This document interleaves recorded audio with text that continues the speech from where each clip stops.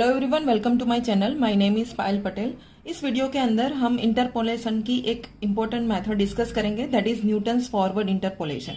इसकी एक another method भी है न्यूटन्स बैकवर्ड, जो हम नेक्स्ट वीडियो के अंदर डिस्कस करेंगे। दोनों वैसे तो सिमिलर ही है। अगर आपको ये मेथड अच्छे से समझ में आ जाती है तो थोड़ा सा ही उसमें अगर आप थोड़ा सा ही चेंज करोगे तो न्यूटन्स बैकवर्ड का भी आंसर आपको मिल सकता है। ओके, यहाँ पर मैंने एक एग्जाम्पल लिया है।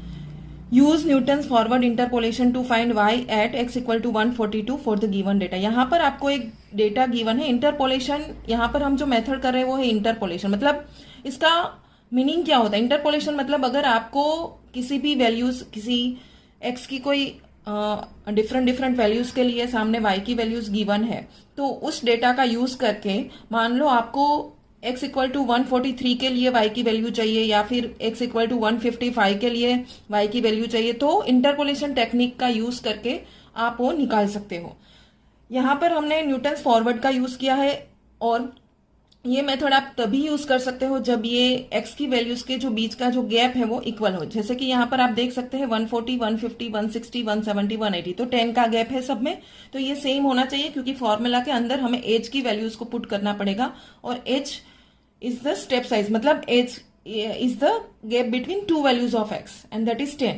ओके, तो अगर ये गैप सेम नहीं है तो हमें इंटरपोलेशन की एक अनदर मेथड है Lagrange's interpolation, Newton's divided difference formula, उसको यूज करना पड़ेगा। लेकिन यहाँ पर गैप सेम है और ये गिवन है कि यूज न्यूटन्स फॉरवर्ड, तो हम उसका ही यूज करेंगे। उसके बाद Newton's forward and Newton's backward दो मेथड है हमारे पास। तो उसके लिए एक ऐसा है कि x इक्वल टू 142 दिया है, राइट। तो अगर आपकी वैल्यू टेबल के स्टार्टिंग से नजदीक है तो उसके लिए फॉरवर्ड है वो अप्रोप्रिएट है। अगर आपकी वैल्यू मानो ऐसा पूछा है कि find y at x equal to 179, 175, तो ये टेबल के एंडिंग से नजदीक होगी, तो उसके लिए Newton's backward is very appropriate method. Okay, तो let us start the solution. तो सबसे पहले हम एक टेबल कंस्ट्रक्ट करेंगे, इसको फॉरवर्ड डिफरेंस टेबल बोला जाता है। और अगर आपको बैकवर्ड इंटरपोलेशन करना है न्यूटन्स बैकवर्ड, फिर भी ये टेबल तो सेम ही रहता है, सिर्फ ये सिंबल ही चेंज होता है। तो आपको ये सिंबल याद रखने हैं। अगर आपको न्यूटन्स फॉरवर्ड करना है तो ये सिंबल जो ट्रायंगल वाला है उसको डेल्टा बोलते हैं, ये सिंबल का यूज करेंगे। अगर बैकवर्ड है तो उसमें नेबुला का यूज करेंगे।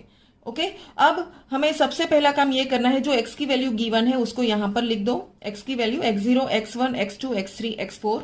देन y की वैल्यूज को लिख दो, y0, y1, y2, y3, y4। यहां पर ध्यान रखना बीच में एक लाइन को स्किप करके आपको लिखना है, क्योंकि इसका डिफरेंस जो भी हमें मिलेगा वो हम यहां पर मिडल लाइन में लिखेंगे। दैट्स वाई ये भूलना मत, बीच में एक लाइन को स्किप करके लिखना।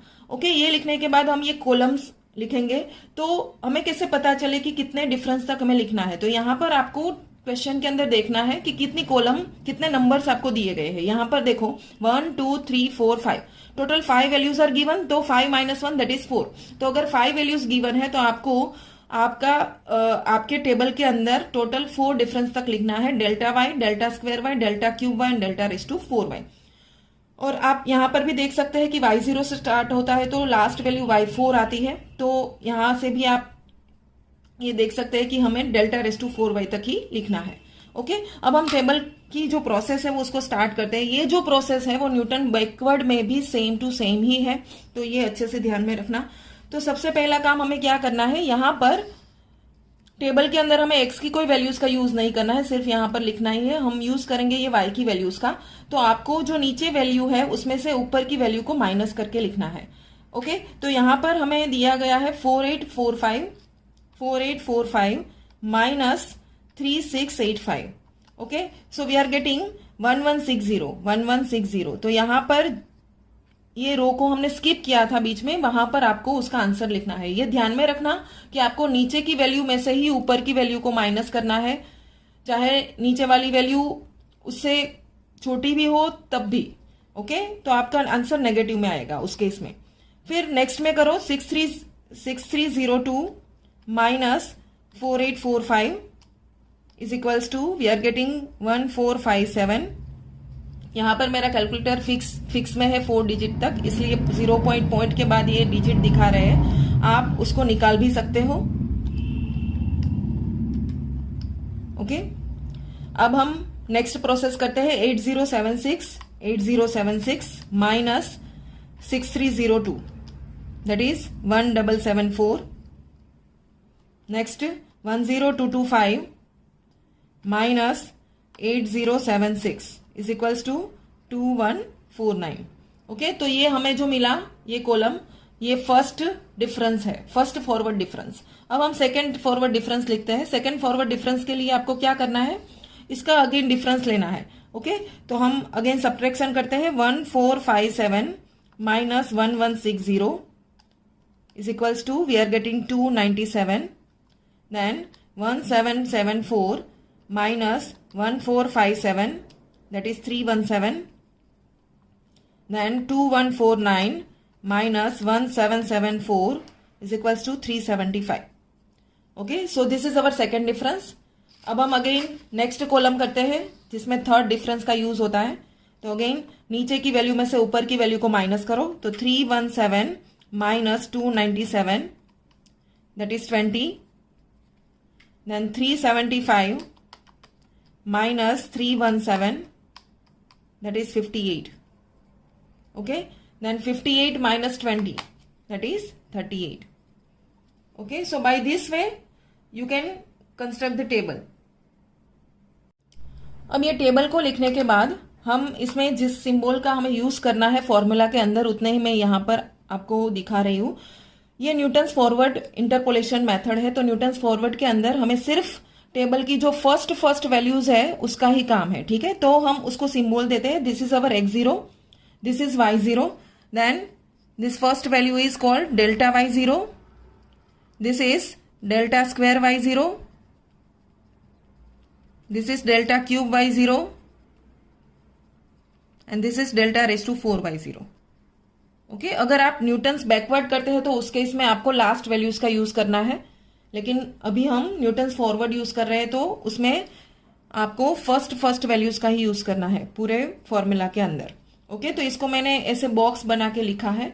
अब हम स्टार्ट करते हैं। हमारे फॉर्मूला के अंदर हमें एक वेरिएबल की जरूरत है, वो है p। उसको हमने एक नोटेशन दिया है p, उसका एक फॉर्मूला है। p can be obtain by using the formula p is equals to x minus x0 upon h। Okay, x मतलब आपको किस वैल्यू के लिए पूछा गया क्वेश्चन के अंदर, यहां पर आप देख सकते हैं we want to find y for x equal to 142।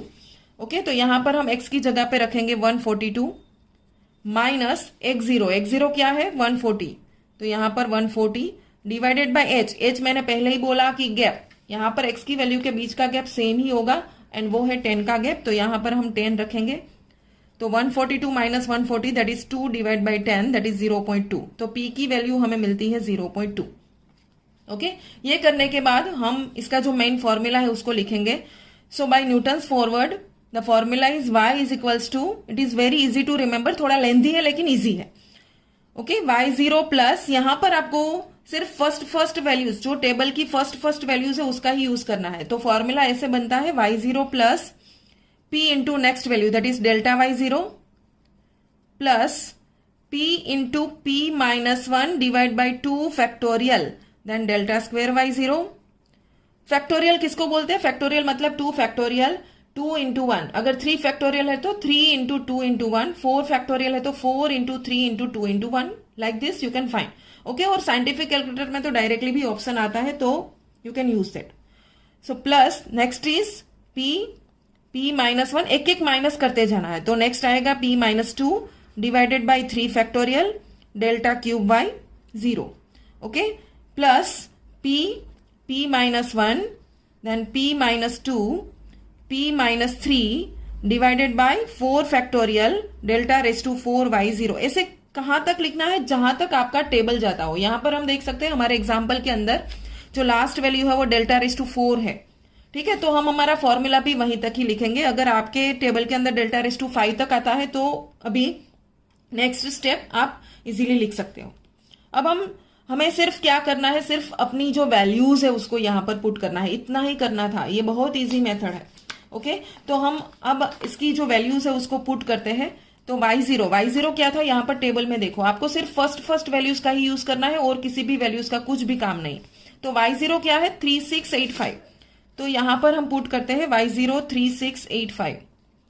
Okay, उसके बाद प्लस करके p हमने ऑलरेडी फाइंड आउट किया that is 0.2 then delta y zero हमको मिला 1160, टेबल में ही है हमारे पास, तो directly we can put that is 1160, okay, plus then p into p minus one, तो p हमारे पास है 0.2, then p minus one, 0.2 minus one करो तो माइनस 0.8, ये आप कैलकुलेटर में इजीली कर सकते हो। 0.2 minus one that is minus 0.8 divided by 2 factorial that is 2, because 2 1 2 होता है।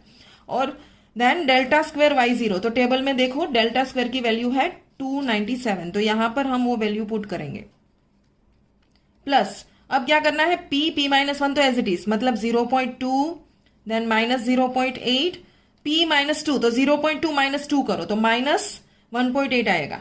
ओके, वहां से भी आप कर सकते हो और यहां से भी डायरेक्टली एक बार माइनस वन किया अगेन माइनस वन कर दो तो ये हो जाएगा -2, तो माइनस 1.8 होगा divided by 3 factorial that is 6, 3 2 6, and delta cube की वैल्यू क्या है 20। Okay, and last term plus करके लास्ट टर्म को लिखो दैट इज 0.2, ये सारे एज इट इज लिखना है, then minus 0.8, then minus 1.8, again minus one करो तो minus 2.8 divided by 4 factorial, 4 into 3 into 2 that is 24। Okay, and last value क्या थी टेबल के अंदर, ये है 38, सो वी राइट 38 हियर। अब सिर्फ आपको इसका सिंप्लीफिकेशन ही करना है कैलकुलेटर का यूज करके, और जो आंसर मिलता है वो आपका फाइनल आंसर होगा। इसमें ध्यान रखना माइनस माइनस अगर 2 बार है तो वो कैंसिल कर देना, अगर ओड नंबर में है एक बचता है तो प्लस माइनस माइनस होगा। ओके, ये एक साथ कैलकुलेशन भी कर सकते हैं, लेकिन उसमें मिस्टेक्स होने के चांसेस ज्यादा है, तो मेरा ये सजेशन है कि एक एक स्टेप्स को अलग अलग करके लिखो। तो पहला है 3685, इसको एज इट इज रखो, प्लस 0.2 इंटू, तो हम इसको कैलकुलेटर में करते हैं 0.2 into 1160, okay, so we are getting 232, तो यहां पर हम लिखते हैं 232। अब नेक्स्ट प्लस माइनस हो जाएगा माइनस, एक ही माइनस है तो प्लस माइनस माइनस, ओके, फिर ये तीनों को मल्टीप्लाई करो डिवाइड बाई 2 करो, तो ये तीनों को मल्टीप्लाई करते हैं 0.2 into 0.8 into 297 equal to divide by 2, तो हमें आंसर मिलता है 23.76, तो हम लिखते हैं 23.76।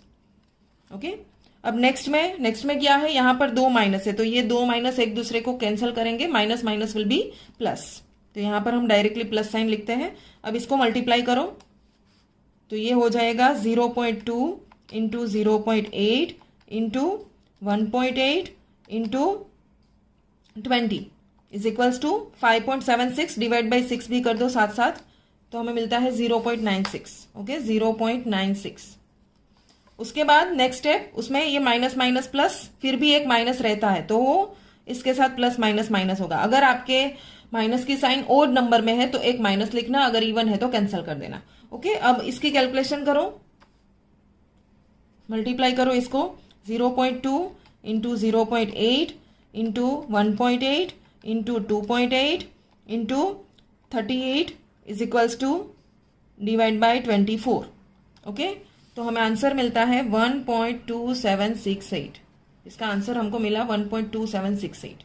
ओके, अब सिर्फ कैलकुलेटर का यूज करके फर्दर सिंप्लीफाई कर दो, प्लस माइनस ही है सिर्फ, तो वो कर देते हैं यहां पर